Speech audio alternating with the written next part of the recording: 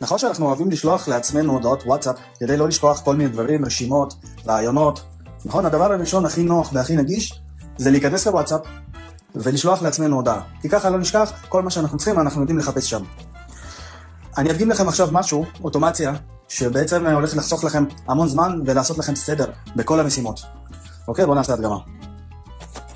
תעשה רשימת קניות, לחם, ביצים וחלב.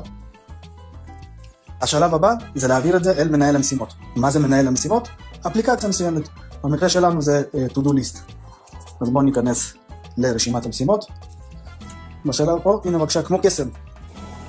לא צריך לעשות שום דבר, זה אפילו יכול להיות בזמן הנהיגה, אתם יכולים לקרוא לסירי שתשלח הודעת וואטסאפ למנהל המשימות או אל עצמכם, מי שחובר לאוטומציה. אין, זה פשוט עושה סדר, וזה מוציא את המילה שכחתי מהלקסיקון, אין דבר כזה יותר. אין דבר כזה יותר. זה גם להתייעל, להספיק לעשות כל מה שרציתם. יש פה באפליקציה הזו ספציפית גם לאפשרות לעשות תזכורות, הכל לפי לוז, יש פה המון רשימות, ואפשר לעשות את האוטומציה לפי רשימות גם. אז תחשבו שאתם, במקרה הזה זה היה רשימת קניות, אם אתם אומרים לו רעיונות, הוא מכניס את זה לרשימה של רעיונות. אין, קסם הדבר הזה.